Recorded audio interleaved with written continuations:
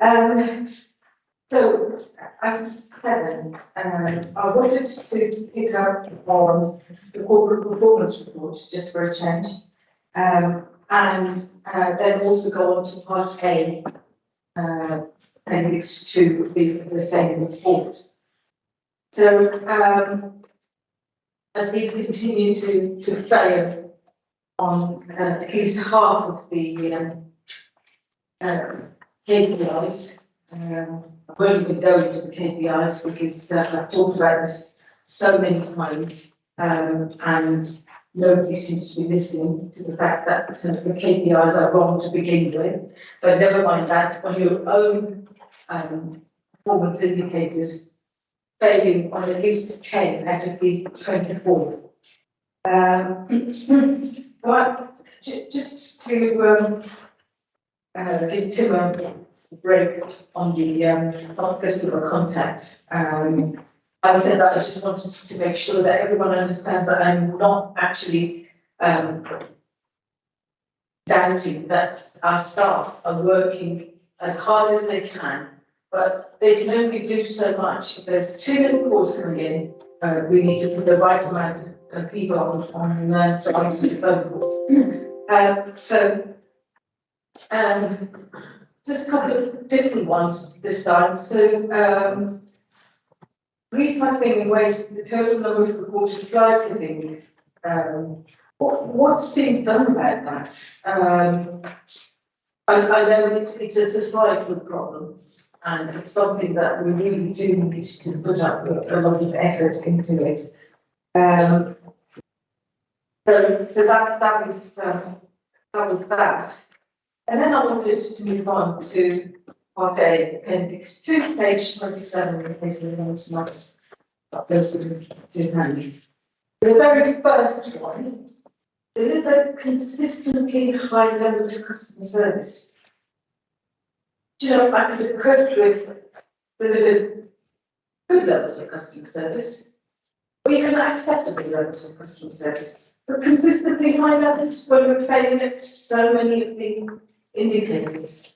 And this is the administration report, so you obviously think that everything is going on fine. And it's something that you really do need to think about. Now, just moving on to some of the details. Wonderful, Congress Theatre reopened. I think there's a sentence missing there, with government grants that were provided. So just a little bit of acknowledgement that you haven't done this on your own would actually be good. Umbrella and perspective, restoration of Victorian mansions. You've not achieved that yet. And your first line on that appendix A is set out below are some of the main key highlights achieved within the first 2 years. Getting a grant is not actually getting things done. Delivered all sorts of things, levelling up fund. Yeah, you managed to get some grants, but getting the grants is the first step to actually say that we've achieved this. Welcome back fund, all of those sorts of things. I'm just picking on a handful of these. I've got questions about all of them. But moving on to housing and development, Solar Together scheme, autumn of 2021, likely to result in so many PV installations, etc. When is this going to happen? You can't call it an achievement if we've not done it yet. Electric vehicle charge points, 15 new wildflower seed areas. I'm not sure where they are unless you count every little area on a separate one. I mean, I'm not quite sure where these were. Right, and the Sovereign Harbour Community Centre, really? Not quite sure what you mean by that. And changing places facilities funding. We've had this 140,000 for ages now. What's going to happen? When is it going to happen? Granty Walking Festival, that's a great one. Litter and flight reduction strategy implemented, but it hasn't worked consistently. So you saying that that's all worked is perhaps not quite a complete report, is what I said, and a glowing report that's been written by somebody who's perhaps not actually seen that hand. So, sorry to start with understanding this, but thank you, that's me.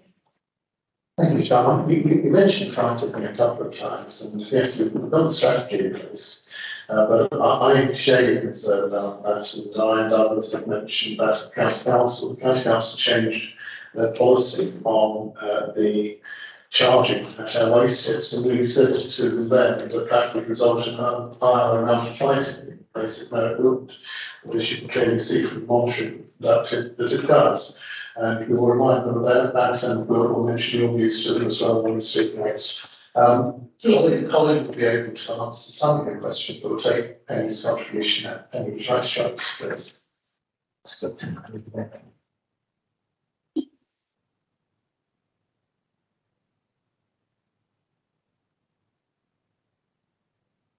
Yeah, actually, yeah, Councillor Shaw has touched on some of the subjects I was going to raise, so I won't go over new ground, same ground. Yeah, the question was on examination. I think the one thing that I've got to add to what Councillor Shaw has said, I would like to ask a little bit about the implementation of the chatbot, digital assistant. I'm sort of guessing that this would mostly be used out of hours because obviously maybe can't, you know, it's out of hours, you can't call and speak to somebody.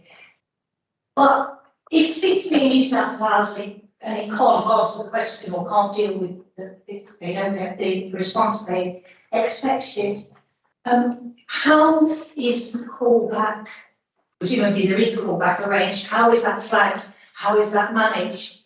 And also, is the chatbot capable of learning? I know there were some AI programs that mean that it can learn from phraseology that's used and this sort of thing. I don't know what capabilities are there. Obviously, it's quite a way forward to assisting in customer service. So, thank you.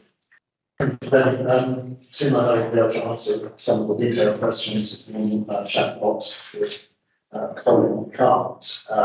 But my understanding is that we are now the largest customer for that service, and we have that gives us the opportunity to help them develop the product with us, which is extremely good news for us.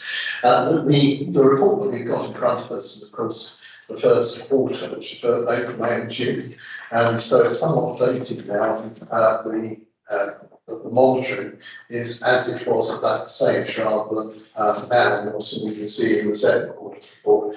It's come to this committee because the cabinet that was scheduled in September was cancelled due to the sad loss of the Queen, the rest of the Queen.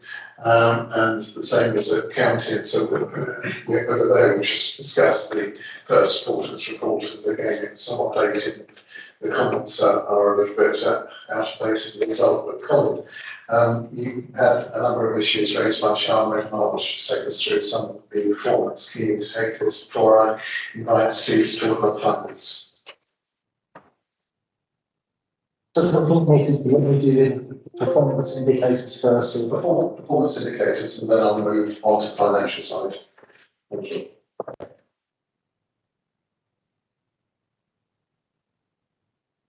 right, here we go. Number 2 on performance indicators is a good one. So I think we'll start there, because it lifts the moods.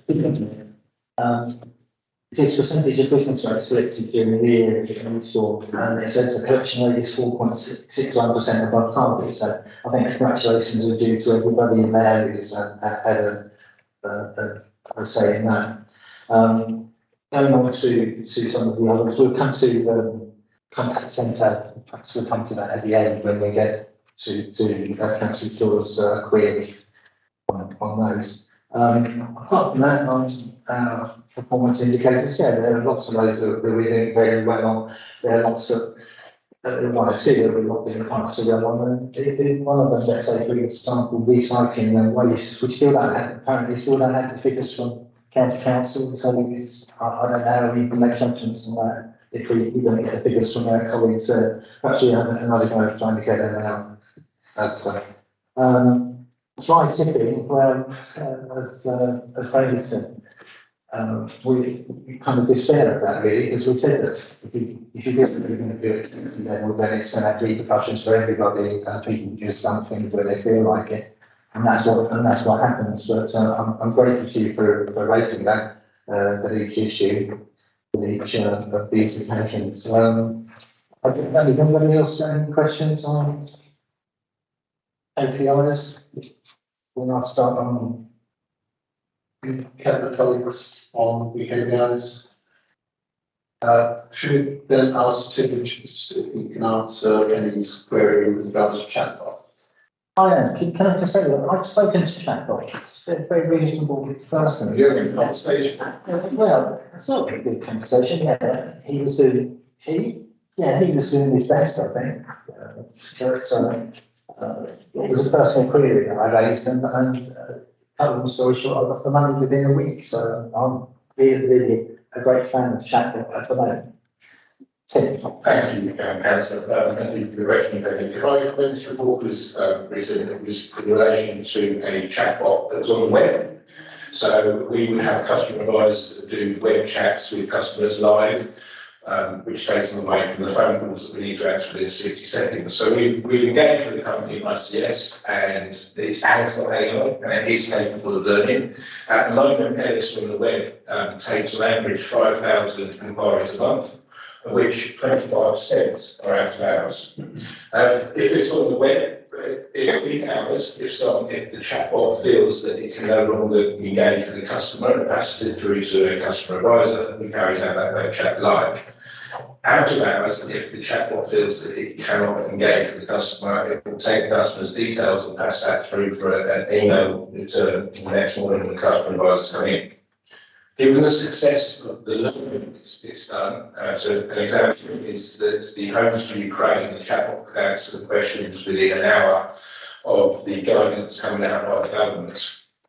We have now got Ellis chatbot on the phones, and there are certain options you can take which will have a conversation with the chatbot on the phone, very similar to when you call a bank and a banking app that can do certain low-level transactions on the phone. And we're teaching it all along to be able to do more and more of those transactions that our customers might want to do. So, for example, misspins is something people are talk about. They can report that to us on the phone and go straight to our waste resolution. Thank you. Now I'm going to Steve, and that's going to take us through a partial report. But again, bear in mind that this was the first 3 months, and so things have moved on considering this. Thank you, Chair. Somebody's going to cover really big sites in the paper for the last week and financial strategy, so it's not to all people. The sections I think which are particular and I'd like to highlight actually pretty much on with obviously the first page in this item 1.2.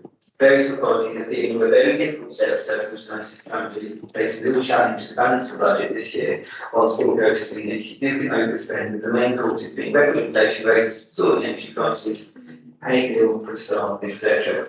This is the reality of councils across the country at the moment, and it has been widely reported that inflation, energy costs, and other current challenges are predicted to lead to 2.4 billion in extra cost pressures to council this year alone. 2.4 billion. rising to 3.6 billion in 2024 to 2025. There can be some challenging decisions made across local government, that I'm absolutely certain. And in line with this, of course, CPI is needing quadrupled. And we are, of course, expecting an increase in demand from our residents and concerns with regards to cost of living and various other aspects increase. Other items of note include the details with regards to homelessness and the strategies we put in place with regards to that, how we're managing that. Did see the figure there.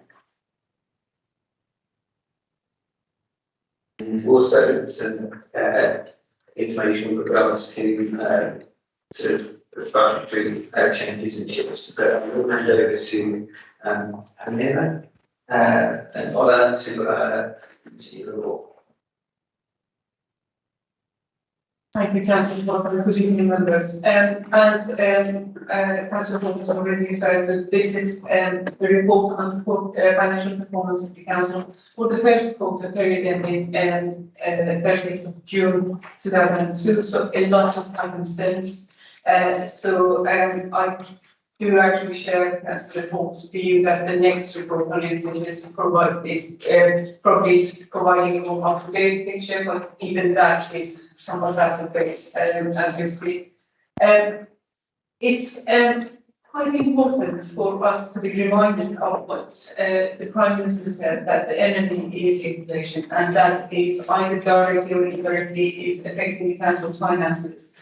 Directly in terms of cost and increased cost of operational costs and providing services, indirectly in terms of the impact of cost of living for our residents and business communities, and how that is going to be driving the demand for the council and increasing the budgetary provisions. As of quarter one, end of quarter one, we were projecting a deficit of just short of £1 million for the annual term. We are still updating those figures. Quarter one is always a very early insight into what's happening, and we know that some of the economic indicators and inflationary indicators have since actually continuing to stay as high and putting additional pressure on various sectors, including local government, in terms of our costs. Also driven the cost up is the shortage of supply in terms of labour and services, and again that is increasing the cost of our contracts, but also capital expenditure. The report goes into more details in terms of providing you with breakdowns of the key variations for departments across the council's services, and also provides a summary of financial performance for capital program and treasury management and council review. Thank you, suppose. I don't know if the government has any questions for Steve or Miller. But they both draw our attention to the fact that a lot has changed since the first quarter ended. We're on our third round, it's about a quarter. And you see policy change again, we reversed, and we're not entirely certain what future has to hold. We're waiting until the 17th of November for the Chancellor's statement, and that would give us more indication of what the impact on local government is in on many fronts. But we're asked now to note the achievements and progress dates for current priorities 22-23 as set out in our sale report, and to note the general fund, HRA, and the collection fund financial performance for the quarter as set out in Part B. Government has to accept that. Thank you very much. And we move to item Robert, if you'd like to come and join us.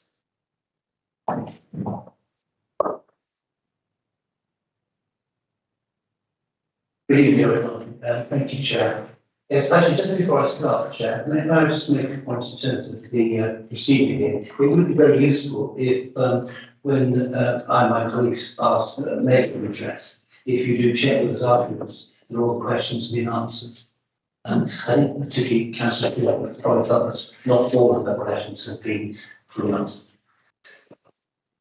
In terms of the medium-term financial strategy, I can't keep you very long. I actually fully recognise the significant uncertainties that are there.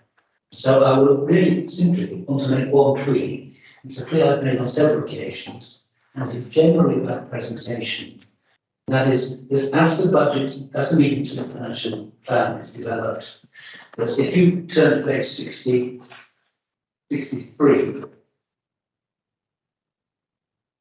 you will see that, of course, the largest item year on year, which is perceived to be a pressure, is unsurprisingly on pay-related costs of over £1 million. That's not surprising. I mean, I don't recall exactly what the percentage of net service expenditure is in payroll. It's probably well over 70%. I suspect it may be close to 80%. We don't at this stage, and this isn't necessarily a stage, I don't think, have all the details. But I do make a plea, which I've made before, that in terms of presentation, given that payroll is such an important area, an organisation this size should have a full breakdown of employees by department with the numbers and the costs. I recognise the complexity in terms of the shared issue with Eastbourne Woods, but one can deal with that. And then, of course, it also becomes quite clear what the percentage splits are. But in an organisation this size, by the time we get to the budget in February, we should have, whether it takes 4 or 5 pages, a full analysis of all of the payroll. And this arose, if you recall, when I was trying to rationalise the perceived benefit from the JTP, and that was 7 years ago, but I still haven't had the correct answer on that. But effectively, the payroll costs, which are an important part of the budget, are not very well highlighted, and I do hope perhaps we could have a full analysis by the time we reach the full budget in February. Thank you very much. Thank you, Lord. I mean, just on pay, there's been, I can see maybe we'll update us in a second. It looks as if we're coming close to a settlement on page 22-23. 2 of the 3 unions have agreed the offer to the channels. The GMB and the SWAN hasn't just yet, but that doesn't stop things going forward. And the government had announced that public sector pay in 23-24, they're aiming at having a 2% increase, but that doesn't include local government. So I wonder what they're going to ask local government, the public sector pay outside of local government, they're suggesting 2%. Steve. Thank you very much, Chair, and thank you, Councillor Smart, for your comments, particularly with regards to the challenges of local government finances today, which I'm sure we will see very shortly. In terms of your query in terms of presentation and payroll, I'm very happy to consider that, look at that, and perhaps have a further chat conversation with you post-meeting and see if there's a way that we could format that. I know previous reports, and certainly when it comes to the budget, it does go some way to find that figure, but I'm happy to look at more details on that if you'd like, and work with you on that. More than happy to do so. There's a small amendment I'd like to make, Chair, with your consent, which is the title of this agenda item is called Draft Medium-Term Financial Strategy. Actually, I was doing an interim in supposed to draft. The reason for that is because interim kind of is probably more reflective of where we're at the moment, which is the fact that the team are working exceptionally hard at the moment in finance and audit, working through the income and expenditure and what the risks and what the challenges are to this and many other authorities, as I've already said, across the UK. The single biggest impact at the moment, though, is with regards to the uncertainty perhaps of government's own fiscal policy and settlements and what they're going to be doing next with regards to local government. We've heard the Crescent perhaps ministers of state think they were ministers, I don't know if they're ministers to say anymore, but they were certainly at the time talking about trimming council facts and various other bits and pieces, which certainly isn't a favour of this council or currently many others across the UK. There was an analysis undertaken very recently by Rob Thornton and as auditors, and we also need to support residents and communities, and it's difficult when we, and we, I mean local government as a whole, are given these challenges and these fluctuations with regards to policy. What Rob Thornton stated is that all classes of local authorities, that's unitary, county, metropolitan, borough, all are experiencing significant budget shortfalls. But actually, by far and away, the biggest shortfall, the biggest challenge, the biggest difficulties at the moment are being felt by districts and boroughs by over 7%. Estimated gaps for unitary authorities at the moment is sitting at £31.55 million for unitary authority, 31.558 million for all, on average, for all unitary authorities. So it's a real challenge at the moment. And the team are, as always, working exceptionally hard with increased pressures and with increased costs and with the fluctuations to help support what we do and to ensure that we can return a balanced budget.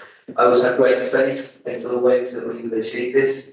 And see on the section from the officer recommendation part B, but at this stage there is a forecast 1.9 million of savings or income, frankly, required to balance the 2023-2024 budget. That is once again very hard target to achieve. We've done it before, and they're saying once again we're going to have to do it again. And we look forward to working cross-party and cross-community with regards to the recovery and stabilisation. So very difficult, very challenging set of figures, very challenging times ahead, and let's just hope that the government can provide a little bit more stability, a little bit more clarity, and trying to give them not all the rules and not all the local government for the work they've been doing. On that, I'm probably handing over to Helena again. Thank you, Councillor Hall. So I think actually we've covered a majority of the key points. I would just add that once you put the existing pressures clearly driven by inflation and also matched by increased demand for our services, within the context of the last 2-3 years, where the council has successfully delivered nearly £6 million of savings over the past 2-3 years. It's really very challenging, and more challenging and more unsettling is the fact that we are still to find out what the local government financial settlement is going to be like, and the timing of that announcement, which is going to be later than usual on 17th of November. I'm just going to end on a positive note, and that is that the council actually, as well as achieving millions of council savings during this past 2-3 years, has also managed to strengthen its financial resilience by creating a greater, more robust reserve. Thank you. Any other government wishes to give this?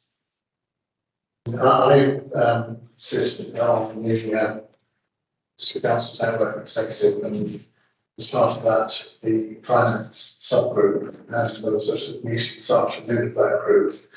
There's real concern by district, expressed by district councils across the UK about potential decision by government as regards to local government finances. The thinking is that given the Chancellor and the Prime Minister's stance, particularly the Chancellor's statement, that there will be very difficult decisions to be made with regard to public finances, that the future doesn't hold good news for us. And there's also a concern that it may end up with different levels of local government fighting for a residential care. We know that the pressures that are on adult social care are on county councils and unitary authorities, and they're making their case, and district councils are making their case. There've been comments in the House that councils have large reserves, but some analysis has been conducted by the district council network show that there are a number of councils whose unallocated reserves are less than 5% of their expenditure, and even more, which are under 10%. So there is a serious issue here for local government across the UK. I think that across party, people recognise that if it wasn't for the ability and the efforts put in by local government, particularly during the COVID pandemic, we wouldn't have come through that pandemic as well as we did. I pay tribute to all the staff here and in other councils that helped to assist with that. And together with members from all political parties, I will be adding what support I can to the lobbying that's going to government to ask for a proper settlement for local government and proper funding for local government for more than a decade now. The message every year has been to take more money away and put more pressures on local government. That can't continue, because if it does, then just won't continue to exist, and then the whole packet card starts to collapse. So I'm sorry, I'm not ending up on a positive note. I'm very concerned about the future, not just here, but across the country, and I know that fear is shared by leaders of all political parties at local government. We're again asked to sort of note that during the feedback, it comes back obviously to the financial position as part of the budget discussions that will be taking place. We'll be clearer as to what the challenge is after the 17th of November, and we'll have meetings with regard to that position, and welcome the proposals of the opposition put on what the budget for 2022 to 2023. Can I ask for your acceptance of the recommendation as printed today? Now we move to the recovery stabilisation programme. Again, this is time's moved on since this report, but this is a piece of work. It's a recovery and stabilisation programme. Covers both political parties, and I thank Charlotte for her work in that respect and the questions that she brings to that group.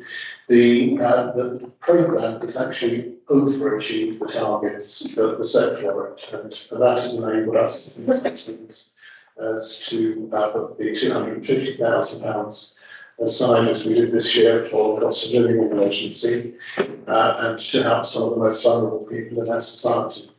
The challenge going ahead will be even greater, so this board will continue to exist, and we will be setting new targetry and asking our officers to come up with ever more innovative ways of tackling the financial challenge we have going forward. But I'm happy to answer any questions that cabinet members may have this afternoon. Around the silence, and so if we can agree that report, we can move on once again to the local government development scheme, and Colin would like to introduce this first, please. The local development scheme is nearly a fourth of the ISO 11, which is local plan. But the purpose of the development scheme is to set a timetable for the preparation of local planning, and it provides a starting point for local community businesses and other stakeholders to find out what planning document the council is intending to prepare, and to see when they will be able to do and make comments and compare. So it's just a forerunner for what's to come in public minutes. I acknowledge what you're saying, so I'm just looking to see if there are any questions from cabinet members, and if not, I'll invite Robert to join us again to speak to us about the local plan, if we accept the recommendations on item 10 first. That was to speak. And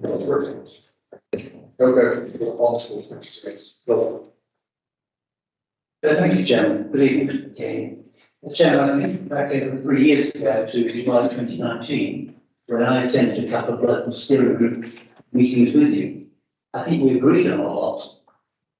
The growth strategy consultation presented tonight is remarkably similar to what we were discussing 3 years ago, perhaps with quite a lot more detailed slides. But why did it take so long? The rules remain the same, despite mine and many others campaigning to ministers quite aggressively for change, particularly to the standard method or the mutant algorithm based on flawed population statistics and not fit for this purpose. Over 10 years between censuses, the population of Eastbourne only increased by 2.3%.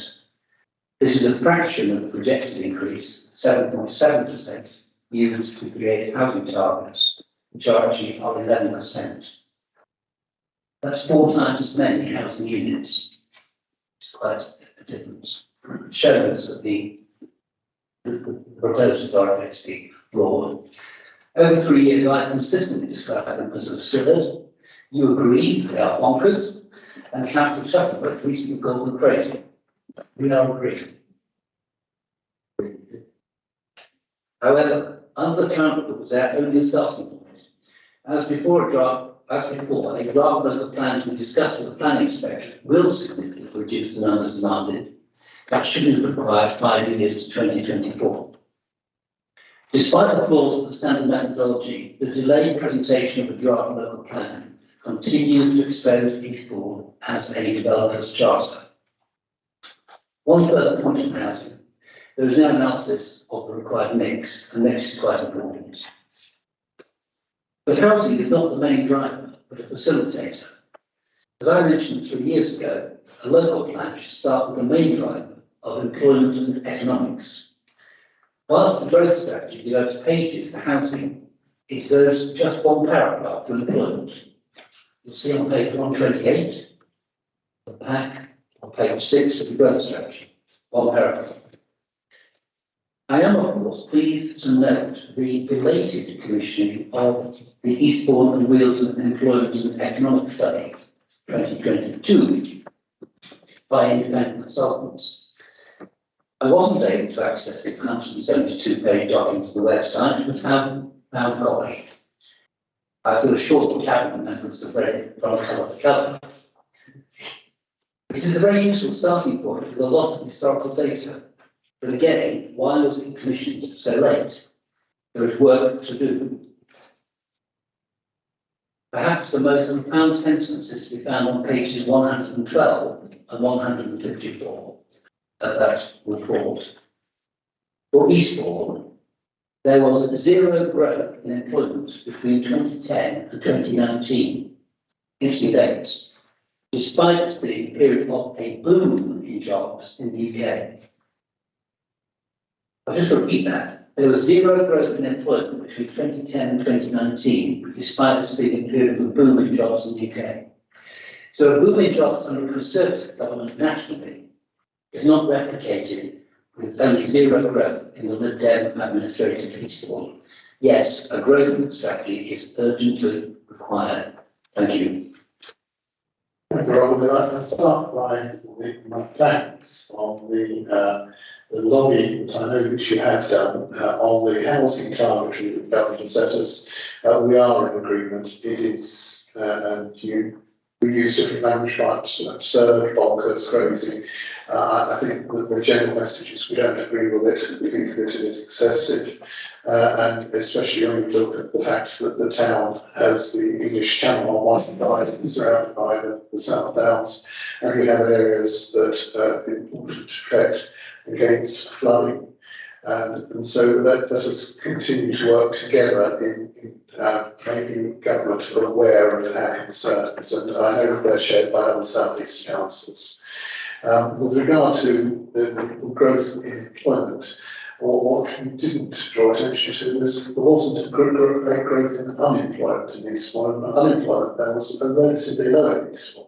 And as you drew attention also to the fact that the numbers of people living in the town have not grown considerably. And then if you add that to the current age profile, the age profile is increasing, and there are more people who are retired. So there are a number of factors that I know that you're taking into account. Colin, if you'd like to introduce the report to us, and if you wish, of course, bring in me, who's here, and we can go to talk about some of the issues around the time frame that Rob drew attention. Okay, so you'll recognise this is an enormously complex document and sort of enormously complex subject. I went to a meeting recently, team meeting recently, which was attended by virtually all the planning officers of East Sussex, including Brighton. Everybody's got the same problem, and the problem is that this document requires enormous amount of technical skill, ability, and knowledge, and those people are hard to find. We've got some of them here in Eastbourne, but I know that everywhere else in East Sussex, people are struggling to find the right people to employ to do the job. So it's not much point in saying to us that we delays and whatever on it. Everybody's in the same way on it. It's complex, it's difficult, you need good people to do it, and they are hard to find.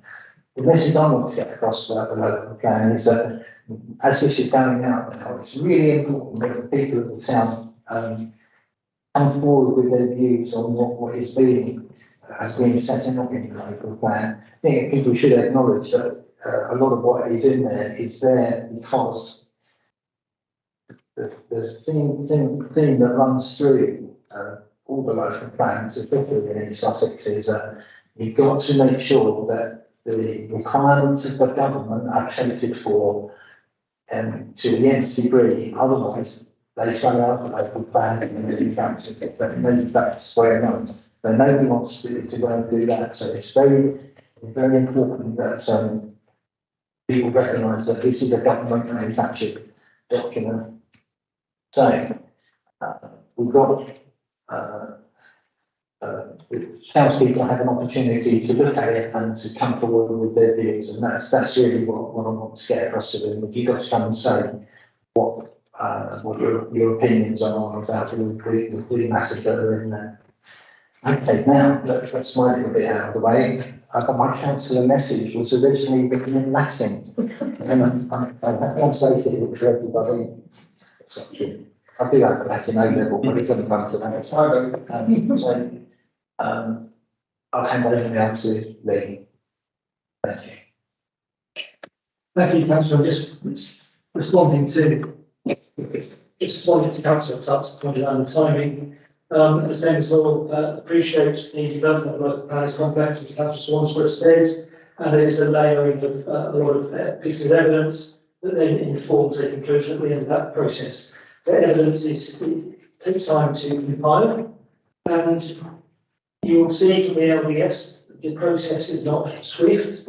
There's the ambition that we will be before the inspector late autumn 23, or probably another calendar year before we get the position of an adopted document. So there is the relevance of any evidential material. If we go too early with evidential material, it will be out of date by the time it gets to examination. So we're all playing that fine line to make sure that we have in time and relevant data. In terms of the employment issue, now clearly the borough's housing market area and the employment market area does not reflect administrative boundaries. So that's one of the reasons that we're now working very closely with Wirral on a number of topic areas to make sure that we do cover that off. So some of the jobs will be in Wilden, some of the houses will be in Wilden as well. In terms of Councillor Smart's point about the developers' charter, well, in some degree that's true. We haven't got enough land to meet our current housing need, that's a matter of fact. Ask me whether we've ever been pressured into approving a scheme because we haven't got enough land to build? The answer to that is no. The scheme is unacceptable. It is unacceptable in principle planning terms, and planning committee will continue to resist those unacceptable schemes. Thank you, Chair. You, Thank you, Chair, and thank you for the comments so far and for Councillor Smart's comments, which are very much in tune with my thinking, and I think everybody else around the room. I mean, clearly, apologies, we've got cold, but we do have obviously a duty as a local authority to come forward with the local plan. The structure of that, the mechanics of it is very much laid down by government, and I pay tribute to planning team for Matthew Hitchin, and the team for putting together a very complex document and doing their best to do the impossible, frankly, because as we read in the report, the key line for me is the one which says that Eastbourne needs to be building 738 additional homes every year.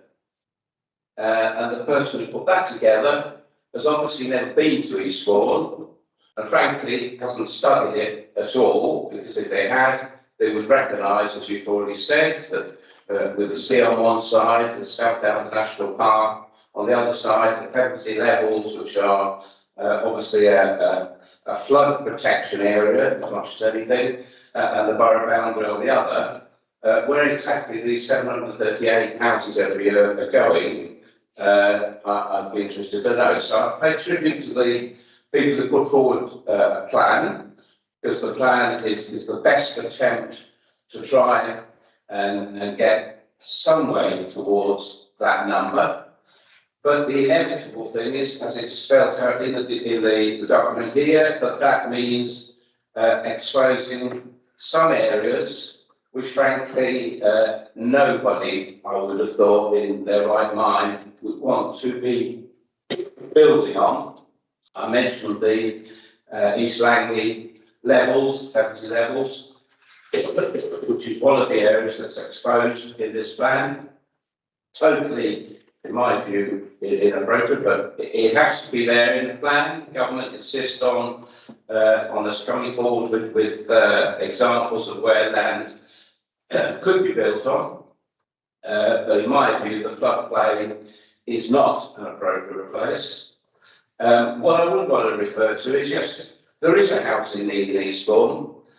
The housing need, as far as I'm concerned, from where my portfolio is for, thank you, the need for more social housing, affordable housing for the many people who are on our housing waiting list, for the many people, frankly, at the moment with the cost of living crisis, who are getting into more difficulty, and we're seeing more breakups of family units as a result of that.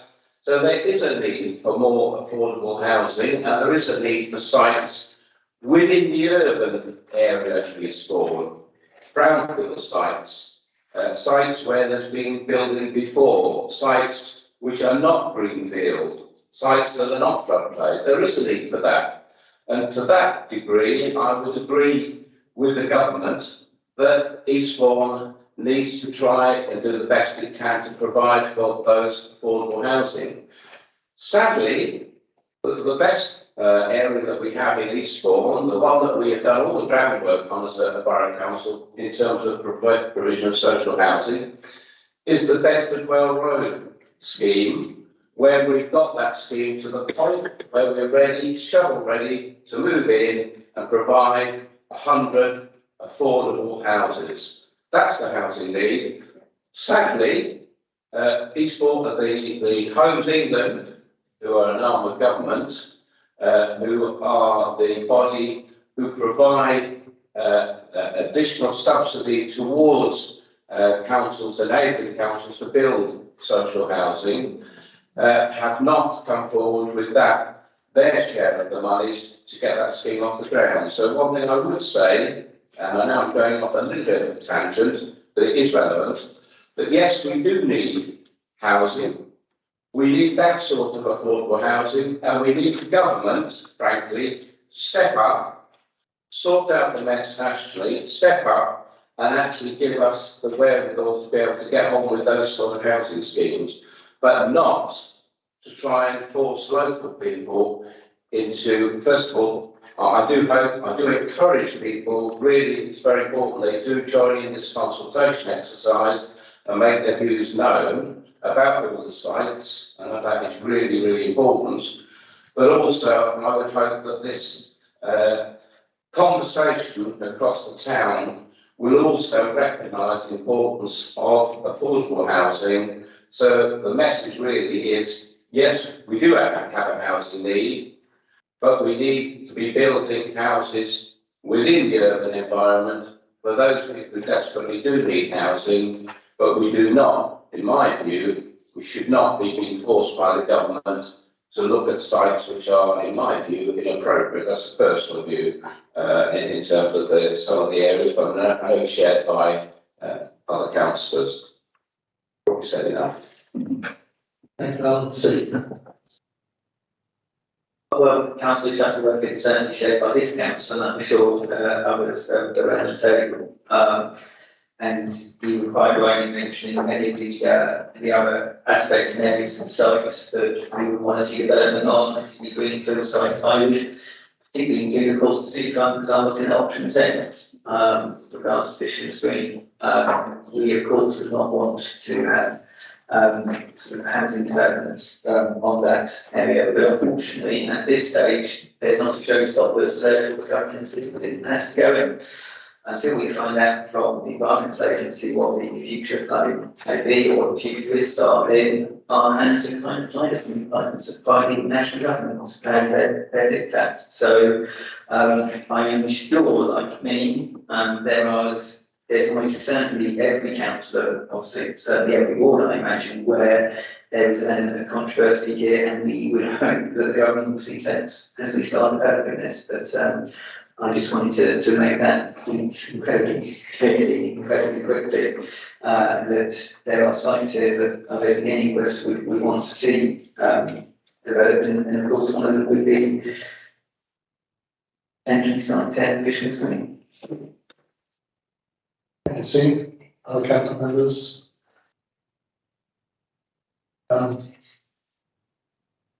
Firstly, I'd like to thank our planning officers. They've done a tremendous amount of work, and please take back to your team and collective thanks.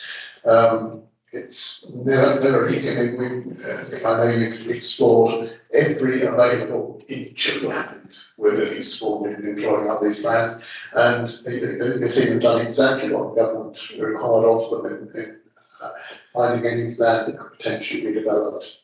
The locations, as others have said, I have said, do draw out a number of concerns. We start page 131, that's the map of the sites.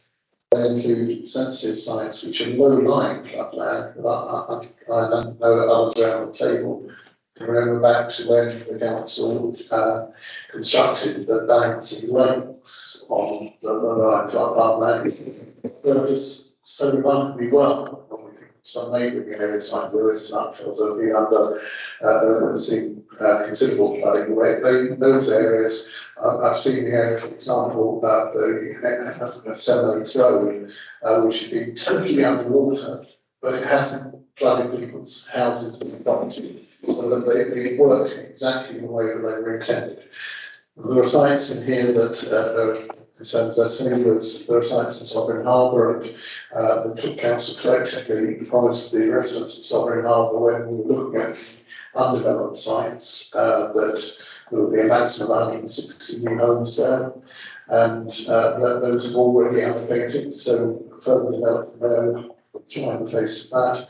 There are also the sites in Leeds, in the university sites, which could potentially be included, and I personally would like to see those, certainly the recreational areas, retained recreation. We can't get further educational use of those, and that's the prime objective. I know, I think Robert's saying that's shared across the chamber. So I will be responding to the plans, and I'll be drawing attention to the concerns that I have. And I would encourage residents throughout the town to respond to those, to read the plans and reply with their views. That exercise starts on the 11th of November and runs through to January. So there's plenty of time for people to look, to digest, and to comment on the plans. And then we'll bring the report from our officers back, which will consolidate those views and decide on us as to decide on the next steps. But for now, I was happy to agree the recommendations as set out in the report. Thank you all very much. Thank you for your attendance. So, that concludes our discussion.